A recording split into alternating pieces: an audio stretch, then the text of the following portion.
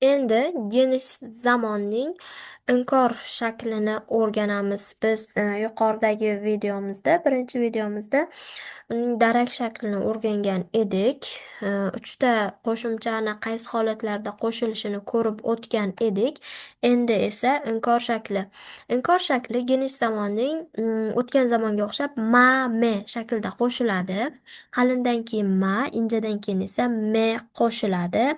Va R tushib qoladi. Biz yuqorida hamma qo'shimchamizda R bor edi, darak shaklda. Ana endi u R tushib qoladi va u Z ga aylanadi. Buni biror bir grammatik jihatdan qoidasi yo'q. Mana shu harf kelgani uchun, mana shu qo'shimcha kelganligi uchun Z ga aylandi degan joyi yo'q. Ko'ramiz, fe'limiz gelmak. Endi kelmaydi desak, gelmez. Gelmer emas, gelmez. Yapmak, yapmaz. Konuşmak, konuşmaz. Sevmek, sevmez. Bu yerda e'tibor qilishimiz kerak. Bu yerda inkor shaklda fe'llarni necha bo'g'indan iboratliligining ahamiyati yo'q. Ma'me bilan inkor qilinaveradi. Darak shaklda esa bu judayam ahamiyatli. Unli bilan tugayaptimi, undosh bilan tugayaptimi, bir bo'g'inlimi, ko'p bo'g'inlimi? Bunga e'tibor qilamiz, lekin inkorda unaqa emas. Ben gelmem, sen gelmezsin, o gelmez. Mana shu shakl inkor uchun to'g'ri shakl. Masalan, ben gelmezim desam, o'zi grammatik jihatdan hammasini qo'shib ketsak, undoshdan keyin unli bilan boshlanadigan qo'shimcha qo'shilishi kerak deb ben gelmezim. Aslida shunaqa bo'lishi kerak, lekin bu genish zamonda xato bo'ladi. Gelmem. Tamam. Boshqa qo'shimcha, boshqa o'zgartirish yo'q. Gelmem shaklda bo'ladi. Birinchi shaxsda, ya'ni benda z bo'lmaydi. Shuni unutmaslik kerak. So'roq shakli. So'roq shakli to'rt xillik mi, m, mu shakllarda qo'shiladi va doim ajratib yoziladi. Sen kitob o'qursun.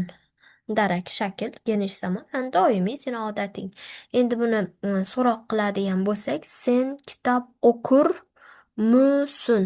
Bunda ham nimaga qaraymiz? Oxirgi bo'g'indagi unliga qaraymiz va to'rtga bo'linish qoidasi asosida birinchi darak shaklda yasa olamiz. Mana oku unli bilan tugagani deb r qo'shildi. Endi ajratib muni shaxson bilan qo'shib yozamiz.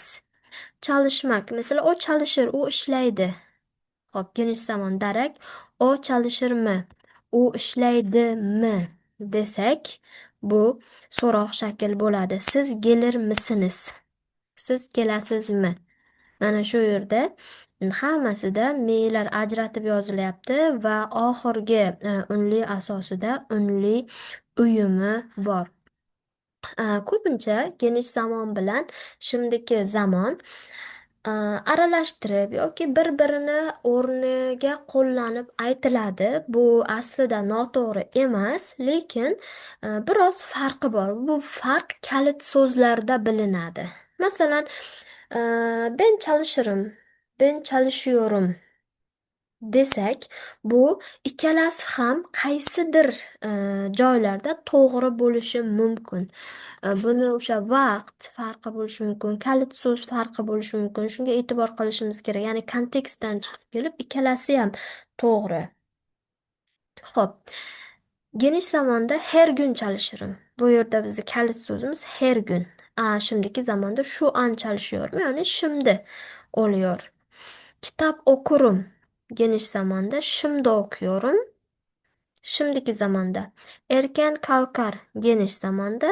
Şimdiki zamanda esa shu an kalkıyor shaklida bo'ladi. Ya'ni vaqtga va kalit so'zlarga e'tibor qilishimiz kerak bo'ladi. Genish zamon boshqa zamonlar o'rnida, ya'ni uch zamon o'rnida ham ko'pincha qo'llanila oladi. Ya'ni aytganimdek kontekstga e'tibor qilishimiz kerak. Masalan, erkan kalkar.